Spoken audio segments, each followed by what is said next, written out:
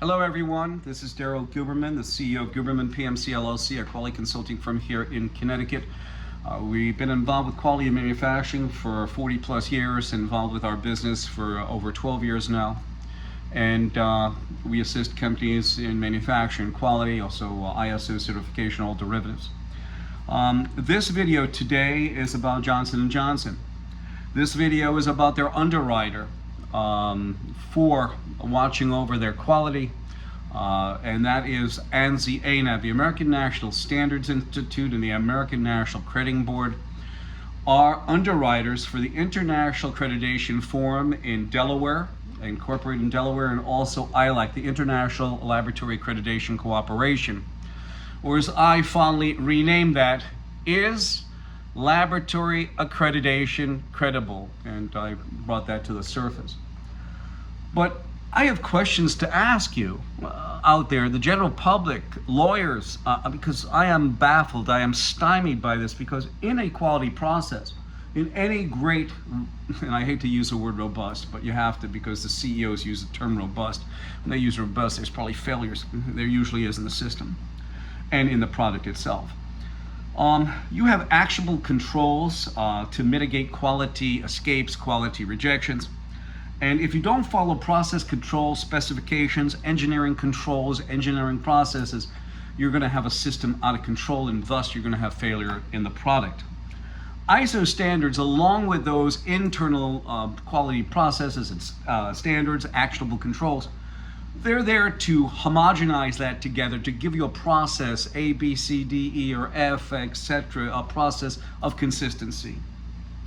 Today, this video is about underwriter, IAF, underwriter for IAF and ILAC, ANSI-ANAB, appear to be culpable for Johnson & Johnson failure in quality COVID vaccine. I don't know whether I can put this out on YouTube, but I have all the documentation here. I am saying nothing wrong. It's all fact. And it's absolutely horrendous. I must do a caveat here that Google sits on ANSI's board. Google between 2017-18 got hacked, taking 500,000 pieces of your data. Sitting at the time, watching over ANSI-ANAB was Communist China. There was a leader of the International Accreditation Forum, Zhao Jinwu, who had been involved with our quality since 1994. That's for another video. This is strictly J&J, and we're going to hit upon it. You have ANSI. The American National Standards Institute is a private, non-profit, non-governmental company, corporation that harbors, and I mean harbors, federal agencies and corporations. And this is funny. The International Accreditation Forum in Delaware and the International Laboratory Accreditation Cooperation in Australia are sister organizations. But if you were to dig through the dirty skin of these organizations, you will discover that there are many Muslim countries on the IAF incorporated in Delaware, no other than, by the way, Pakistan and Iran. And I don't say this for the people, I say this for the government, who admitted, number one, Pakistan for harboring Osama bin Laden, and you also have Iran, who said they harbored some of the terrorists of 9/11, and they sit on this American company, the IAF. And they're also equivalent in accreditation to ANSI-ANAB. On ILAC, you have an Israeli woman, her name is Eddie Feller. She is the chairman of that organization, yet Iran is nowhere to be found. And I am not talking about the political atmosphere.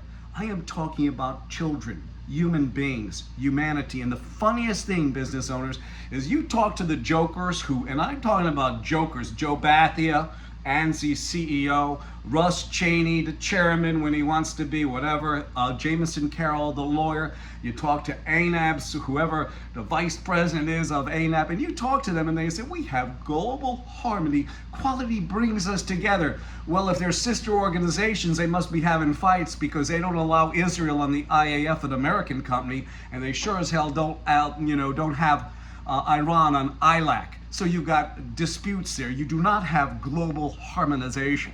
They're bullshitting you. And we continue on. ANSI and ANAB sit on the IAF. ANSI-ANAB are underwriters. By the way, ANSI took over complete control over ANAB in 2018. They are underwriters for both ILAC and also the IAF. But let me ask you a question, okay? If you don't have actionable controls in your systems and you skip processes, you're already out of control. You're not following the principles of what quality is. Quality is about taking your processes, procedures, putting them, homogenizing them together, and coming out with a good product. You discover at Boeing, Lockheed, Pfizer, Johnson & Johnson, you'll see it. And here's our chart here, our triangle of failure of underwriter, ANSI-ANAB, watching over all this mess. I will gladly send this to you. I'm not going to explain this triangle at the present time. I want to continue on. This is the item that I really want to hit upon, is the flow chart for Johnson & Johnson. And let's take a look at it. You have ANSI-ANAB as the underwriters. You also have IAF and ILAC, okay? Underwriters are watching over them. Now, the IAF and ILAC are oversight to the accreditation bodies. As you can see, ANSI-ANAB, the underwriter of IAF and ILAC, are being watched over by IAF. There's something wrong here. That's like me purchasing an insurance policy and me watching over that insurance policy. It wouldn't be done. You also have them, okay, the accreditation bodies, oversight to their registrars. These 7 registrars sit on ANSI. These are one of the 7 of many, but they sit on ANSI right over by the accreditation body they put on their cert. And then you have Johnson & Johnson that the registrars watch over. Do you call this, I gotta ask you, is this impartiality? Is there any quality going on? Let's go a little bit further. Johnson & Johnson sits on ANSI's board.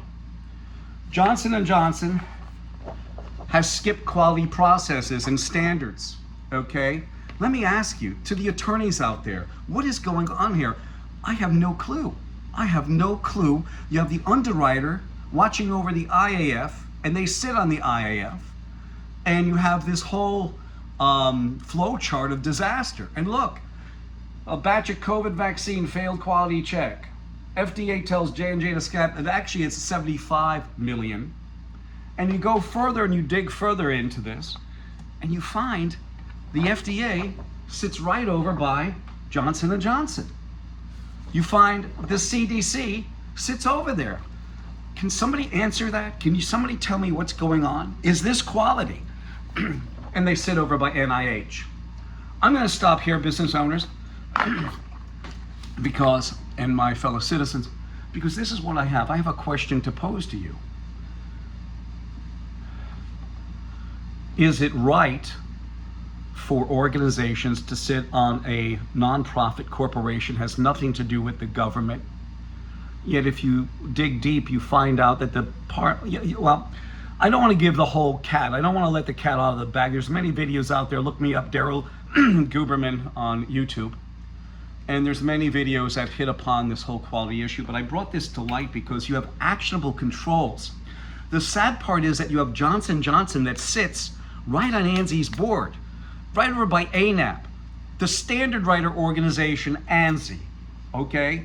And supposed to be the gurus of quality, yet they've skipped quality processes, standards, and procedures.